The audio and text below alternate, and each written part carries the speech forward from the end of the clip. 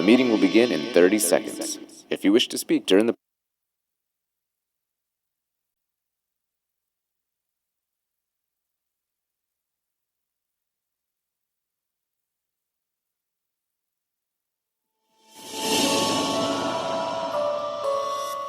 The meeting will begin in 10 seconds.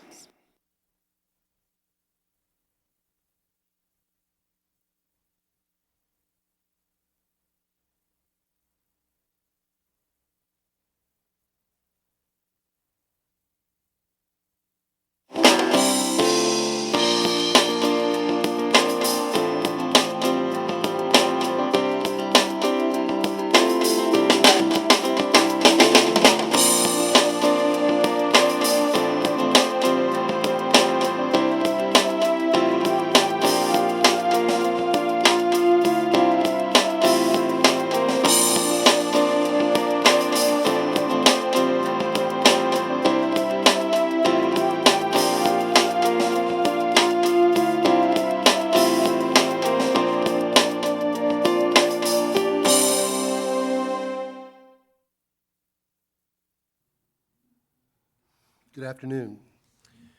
I'd like to call to order the meeting of the Pitt County Department of Social Services Board. This day, December 10th, 2019, and observe a minute of silence to get us going. So if you could bow your heads.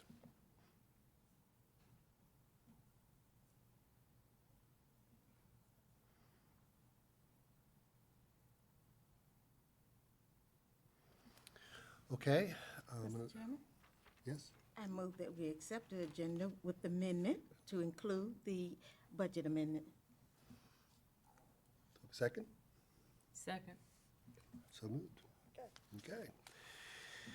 So I'm going to look towards Susan. Do we have anything for anybody for public comment? No public comments? Okay, so Did we we say all in favor? Did you carry the motion? I think we did. Yep. So we need to adopt today's agenda. So moved. And a second? Okay, moving right along here. And the minutes of the previous meeting, you all have those, and if you could look over those, if I give a motion to approve, please. Move to approve the amendments Second. with correction, should there be any. Thank you. And we have a second. Okay, so we're going to move to kind of a new tradition we've started here, and we're going to meet and not only our new staff but our retirees today. So I'm going to let Jan go ahead and recognize. Okay.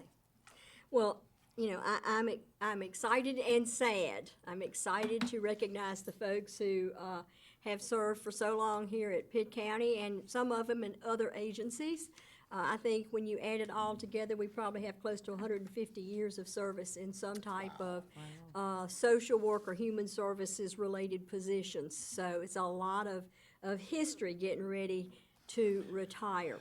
So I'm going to call the folks' names, and if they will come forward, and we'll move from there. So the first person, and I'm going to try and do this in order of length of service, but some of y'all bounced around a few times, and so I may not have everything exactly right. But the first person I want to call up is Marvis Evans. Marvis started her employment on May 1 of 1989 as an income maintenance caseworker. She became a child support agent, and then she was promoted to a higher level child support agent. She's been a child support agent too since August the 5th of 2001.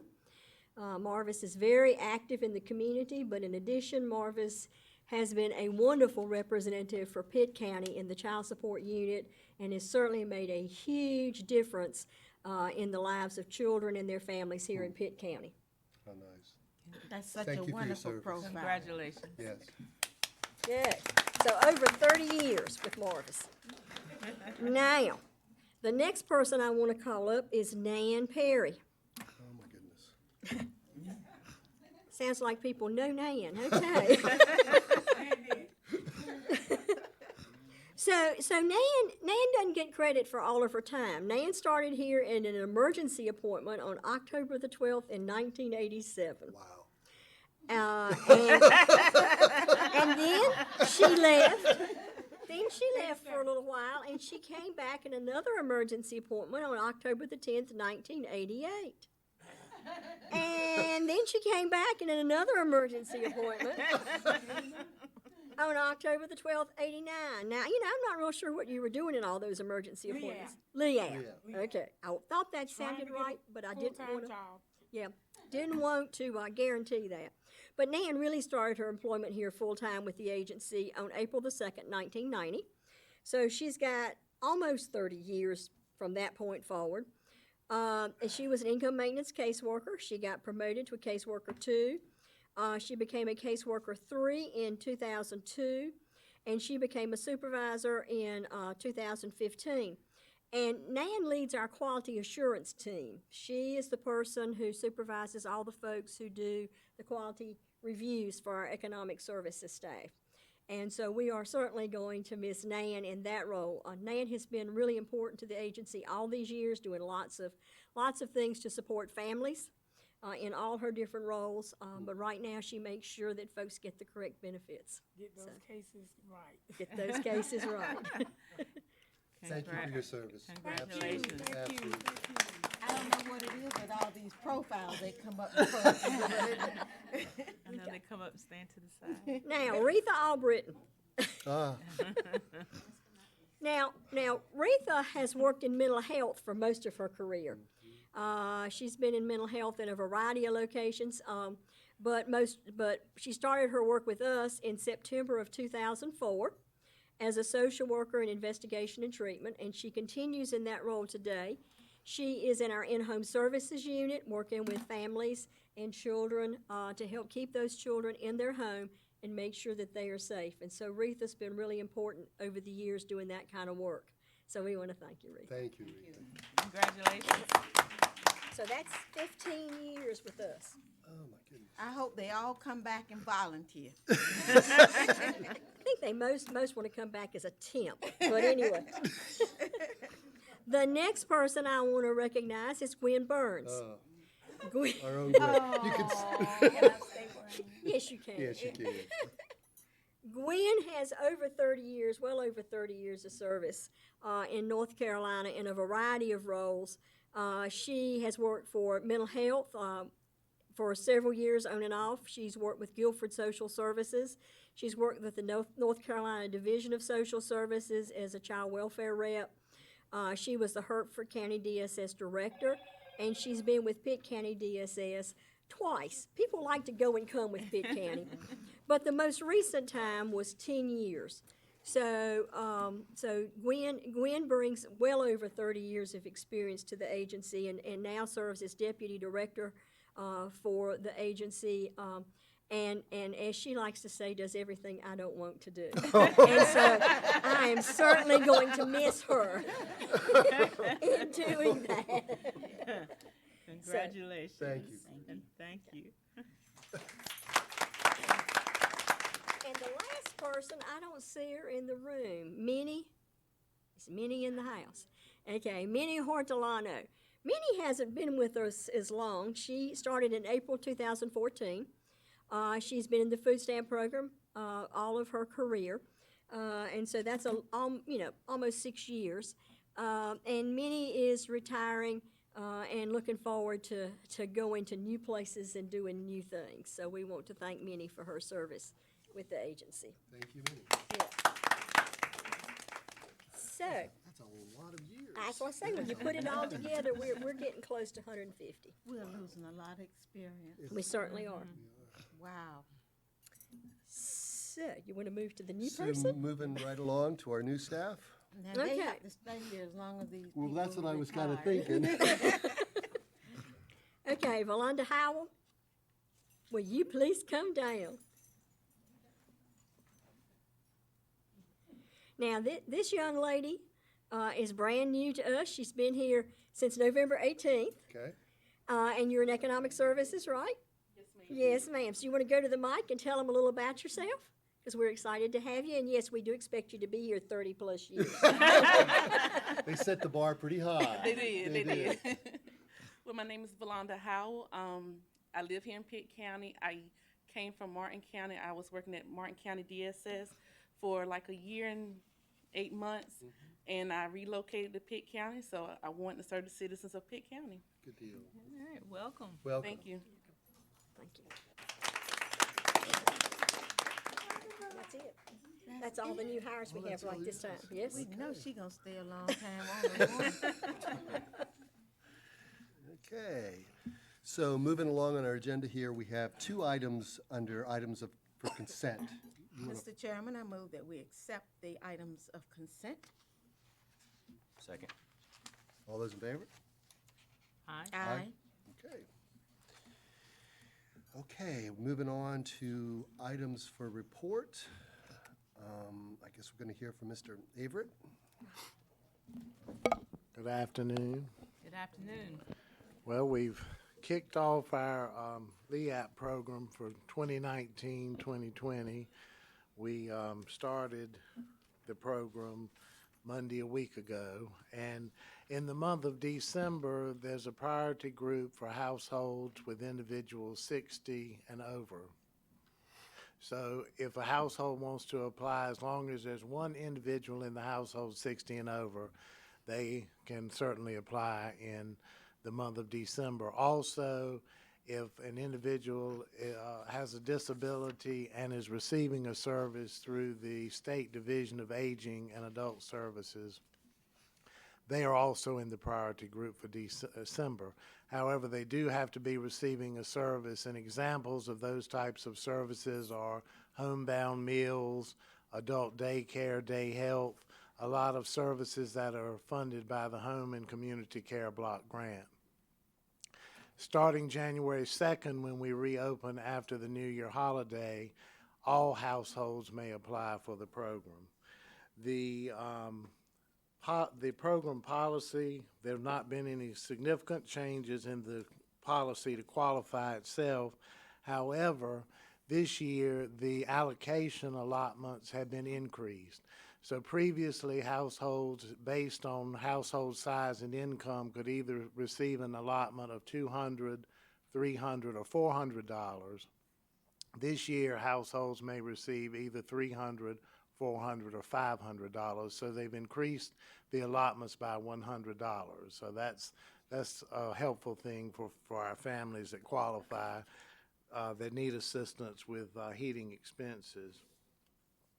We have a website, and the web page shows our community partners. We're very thankful for community partners that help us take applications in the community. And that website is pittcountync.gov/LEAP, LIEAP. We have the program guidelines on the website, and we also have the locations that applications are being taken. And as things change with the times or the locations of application taking, we will update the website, because today I learned that the physical site at Pactolus that's listed here is no longer available for us to use. So we'll be taking that off the website and making that change. So if at any point an individual wants to apply, this list will be kept updated. And as always, we take applications 8 a.m. to 5 p.m. Monday through Friday at the Human Services Center at 203 Government Circle. We've also included in the board information you've received our financials on the program. For 2019-2020, our Pitt County allotment is $947,688. Last week through Friday, December 6th, we approved allotments of $104,500. We approved 263 households during last week, and we denied 16 households. So there were 16 denials, 263 households were approved. So we started out this week with a remaining balance of $843,188. The program will run through the end of March unless we exhaust the funds prior to that time. So we will continue with it until the funds are exhausted, or March 31st, whichever comes first. I'll be happy to answer any questions you have. Yes. I've had some questions, and I guess it's a good time for you to make a statement regarding deposit on energy. I understand that it's not available for that. Is that correct? Well, I'm sorry, I didn't hear your question. Deposit. Deposits?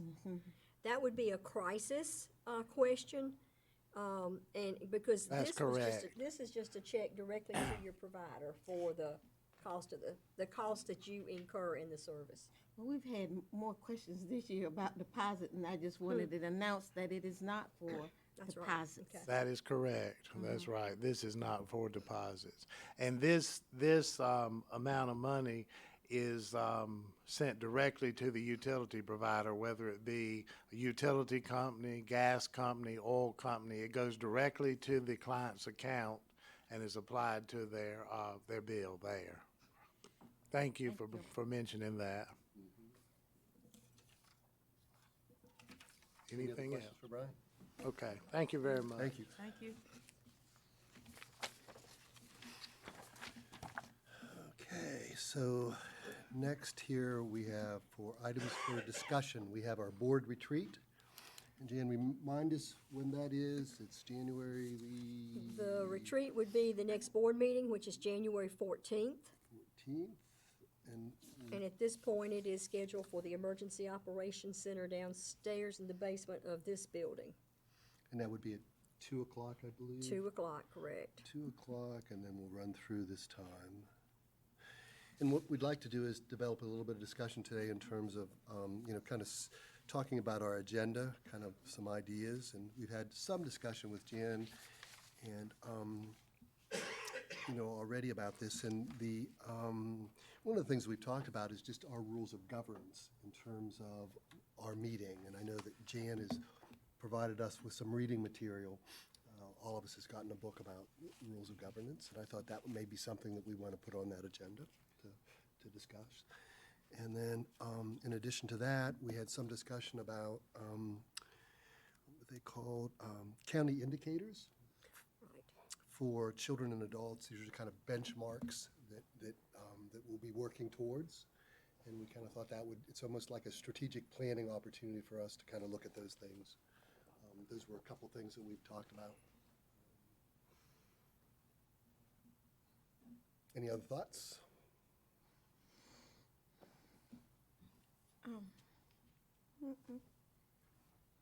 I think when Jan come on, I do have a question for her.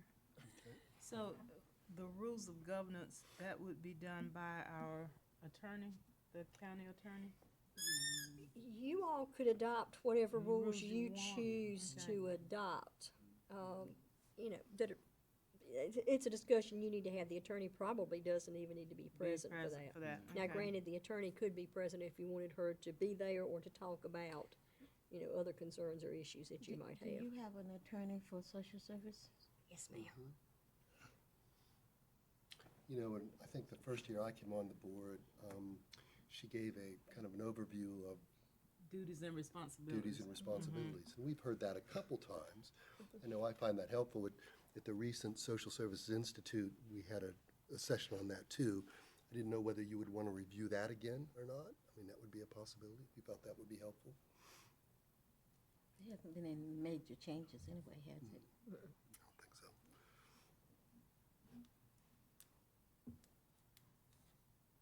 So Jan, can you think of anything else in terms of that we may want to spend some time on? No, In I terms think, of- no, I think as far as the county indicators, we've been talking about North Carolina's Early Childhood Action Plan. And so there has been a release of the Pitt County Data Report. So I think that's what we're talking about as far as indicators. There's also an adult services roadmap that might be something that the board might be interested in talking about as part of the county's planning and we have a variety of things already in our strategic plan around adult services and around children's services. So it might tie nicely with some of that. Bless you. Thank you. As people live longer, and there are different things that impact their lives at a later year in life. Uh, it may be good that they can understand what some of the things are, how they can prepare for the real, true latter end. Who will take care of the business? How will their life will be impacted based on that person? How do you go about determining who do that? And those are some things that has come up recently that may be beneficial for residents, as they may not have thought of it, as to how they would select the appropriate person to handle their business and who would be good to do it. Okay. And not to wait till they can't do it. Jan, are there any new initiatives within the department over the last year that, I'll look at Gwen and say, we constantly have a lot going on, and I see Stephanie back there with trauma work, that significant initiatives from that standpoint going on. You've heard a little bit about some of that already. yeah? So we've just expanded that some more recently. I know one of the last retreats, planning sessions, we had kind of a round robin of all the different departments. And I think that was maybe 2 years ago we did that. I think so. And so maybe, anything new that's come about since then? I tell you one thing I've gotten already in constituency service, and I guess it's a news item, that the government is going towards doing away with food stamps. I've heard that from several people. There are a couple of things going on with food stamps. The president has recently adopted a rule around able-bodied adults with without dependent children. North Carolina did this about 3 or 4 years ago, so it's not impacting North Carolina, but a lot of other states have not had that rule in place. So for those states, it will be a major change, and I think they're saying 700,000 people nationwide might lose benefits. But in North Carolina, we have already made that transition. We did have some folks lose benefits. There are two other rule changes that are being considered by USDA, and they will have some impact, and that would certainly impact North Carolina. It would require us as a department to consider reserve items. And right now, we do what is called categorical eligibility. If you meet the categorical requirements for anything else, you're automatically eligible for food stamps.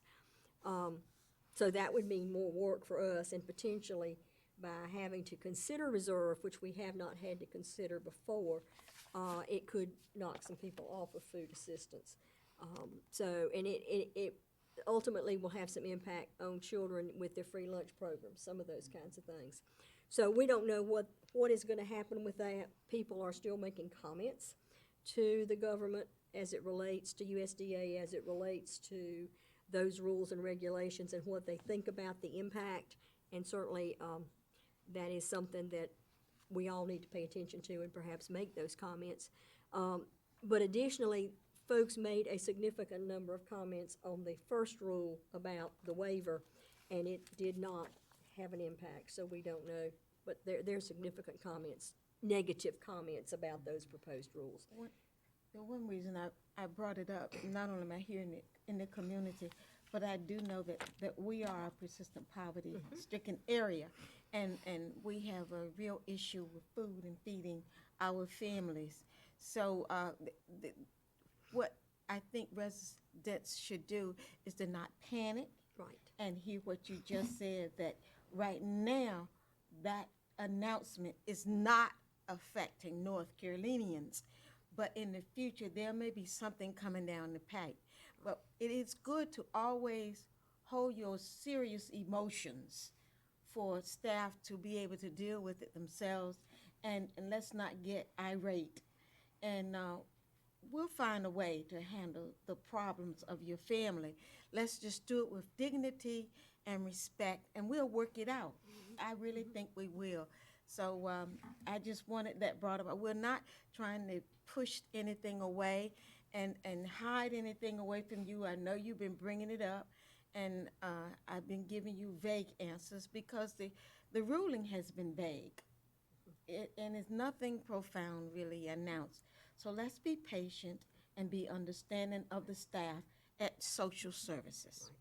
And food stamps are not going away. The food assistance program is not going away. There may be some changes, is the bottom line, which I think is what you're trying to say. Sort of.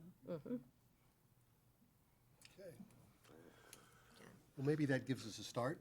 So rules of government, some Right. information around the county indicators as it relates to children and adults, and then the round robin from departments. Well, Maybe. maybe, I don't know, what are you thinking? We want to do that again, or just new programs, or new initiatives, or?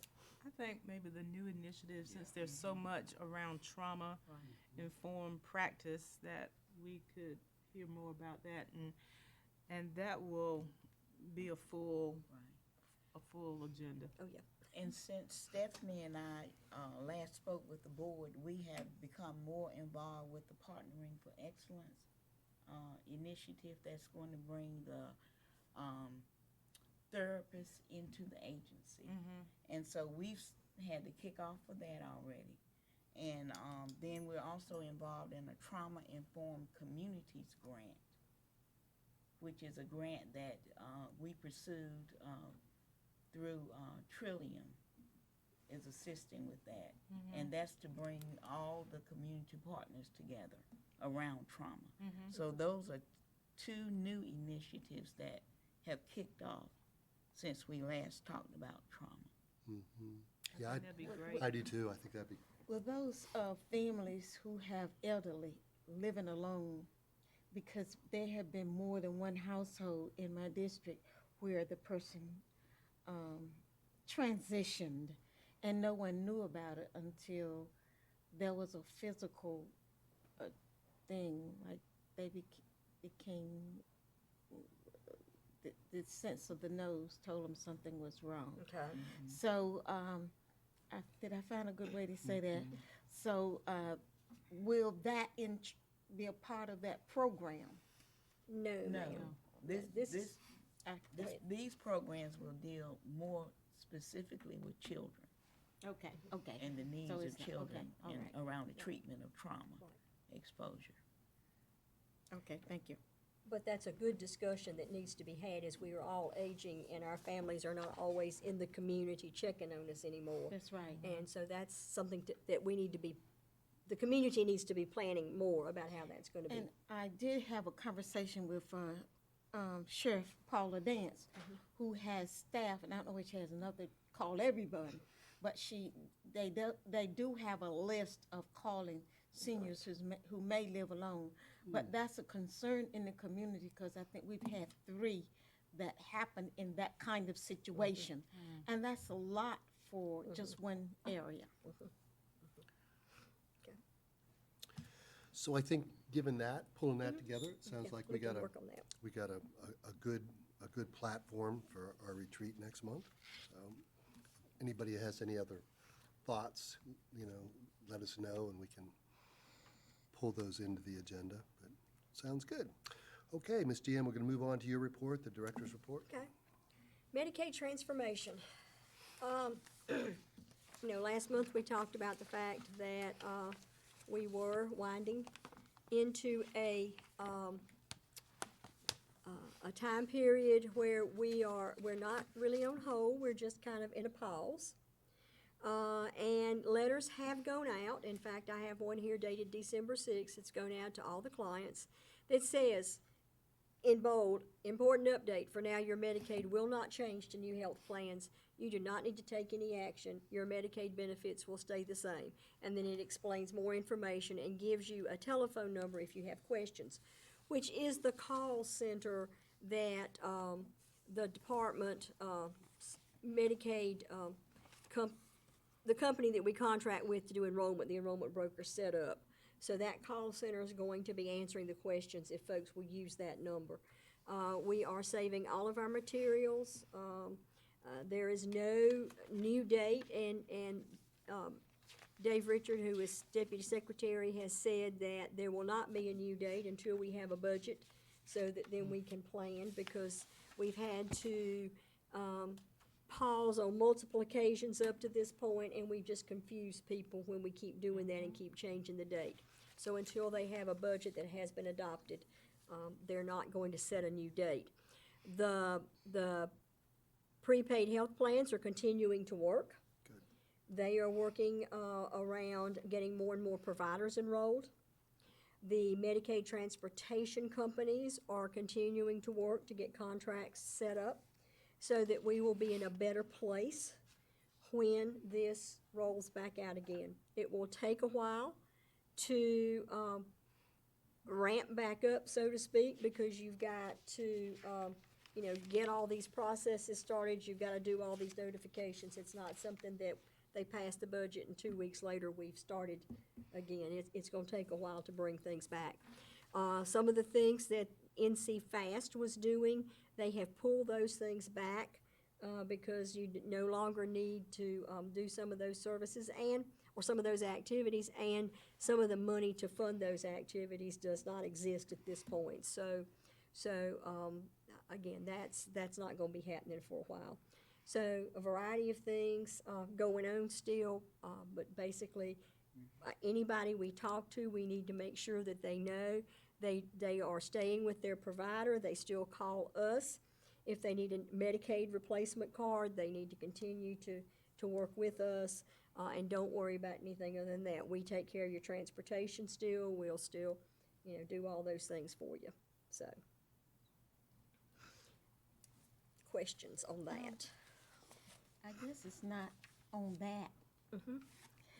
But this new form of ID for seniors, I went through that. And it doesn't happen in one day. So that might be something too. Okay. I'm not sure I'm familiar with what you're talking about. You gotta have a new ID.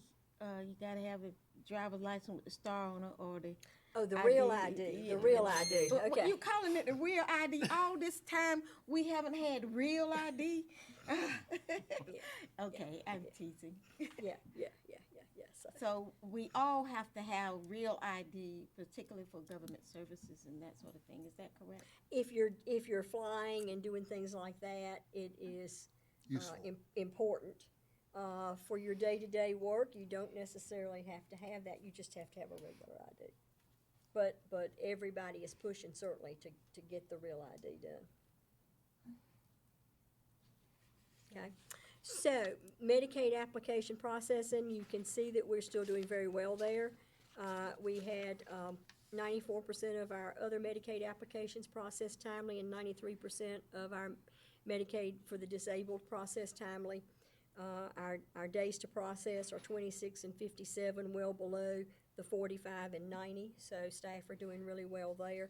This is an extremely busy time of the year for them because they've got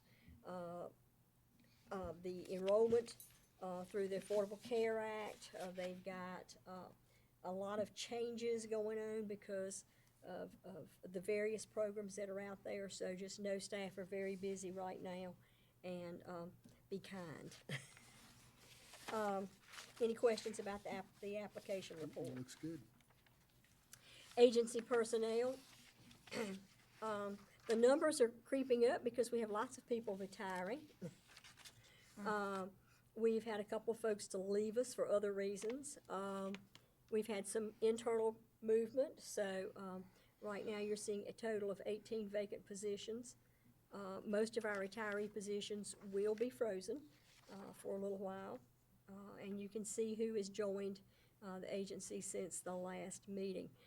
We do have a temp in helping us with long-term care because we're very short-staffed there due to some vacancies and some medical leave kinds of things. So we have a retiree coming back to help us for a little bit with that. So any questions there? Okay. So the deputy director search. We are moving forward on that. They are developing a flyer. They're developing an advertisement The dates that they are talking about is the ad will actually run January 2nd through February 2nd. And there have been a suggested list of locations to post that ad. I don't know that we will use all of these, but I can share some of the places that they have suggested. They have suggested the National Forum of Black Public Administrators, the International Hispanic Network, the County Commissioners Association, which we certainly plan to use. They have suggested LinkedIn, and I don't ever think about LinkedIn. They have suggested the UNC Education DSS job site, the County Directors of Social Services site, which we had talked about, NASW site, the National Association of Human Services site. They have suggested a Mental Health America site, the League of Municipalities, and ICMA, which is for city managers and those kinds of folks. I'm not real sure about that one, but they've suggested several sites like that. They will use, also put it on government jobs, which is through their NeoGov, and then they have some targeted selection via their databases and their contacts. So those are some of the places. I certainly would plan for us to post it in the Greenville paper, in the Raleigh paper, probably at least once, a Sunday edition, I would think, and potentially in the Charlotte paper once on a Sunday edition, so that it would get some pretty broad coverage that way. Some of these sites are free, some of these have a pretty good price tag. It will be posted on the county's website, of course, and there will be a link between the county's website and the NeoGov website where they typically post, so that you can get the link and go straight to their site. After you come to the county site, it'll direct you there. They'll have a screening meeting starting on February 5th. They'll start setting up the screenings. The goal of that meeting is to identify up to 15 candidates. They will use the phone interviews, the essay survey responses, and the preliminary review of the emotional intelligence assessment that they talked about. So they'll start doing that in February. They'll have a second screening meeting with a teleconference. So there's a one-on-one and then there's a teleconference. And that would be February 17th, and they will review transcripts, survey responses, etc. And from there, they will identify up to 6 candidates for the on-site skill evaluation, and they're scheduling the on-site skill evaluation assessment center for March 2nd and 3rd. So shortly after that, there should be, some decisions made from the recommendations as to who we would want to hire. So that's kind of the process and the dates. I have sent them a list of about 12 or 13 people to be part of the assessment center, a couple of DSS directors, some internal folks from our agency, some external department heads for the county, and then some community partners. And then y'all need to decide if Can you think of one that you may have since you were in that profession? Because if it was a profession that I was still active in, I would be on one right quick. So I certainly, if you can, one hot one that comes to mind, I think it would be good to be included. Certainly we want to draw on our own board's expertise. If you have one in mind, I think it would be good to share it with Ms. Elliott. The one that I do have in mind is one that Jan listed already, which is the National Association of Social Workers, the North Carolina chapter. That has a wide network of individuals. Thank you. And Jan, there would be opportunity for somebody from our board to participate in that too, so we could have a discussion about that too. Okay. So moving right along. moving right along. It's coming, not as fast as I would like, but it's moving right along. They're Maybe- keeping me maybe on my Gwen toes. decides she doesn't want They're keeping me on my toes. So that's pretty much what I had for today. I don't know if y'all have any questions, issues. you want to bring up? Anybody have any questions? I'm sure this board know I bring mine up when they come up. Okay. Well, thank you, Jan, for that. So I guess we move on as we move into our agenda, finishing up board member comments. Anybody have comments? Just congratulations to all the retirees, Welcome the new folks. and welcome to the new people. And, you know, hope the retirees, find the joy and peace that they are seeking. Plenty of fishing. That's right. And to the viewing public, happy holidays. Absolutely. Have a safe holiday and a happy holiday season. Well put, well put. I think Dr. Bunch has spoken well for the board on Thank you. that. Lots of love and many kisses are due at this time of the year. Yes. So if there's no other comments, I'll take a motion to, Oh, I move that we adjourn. And Is a that in second? order? Second. so this meeting is closed. Thank you.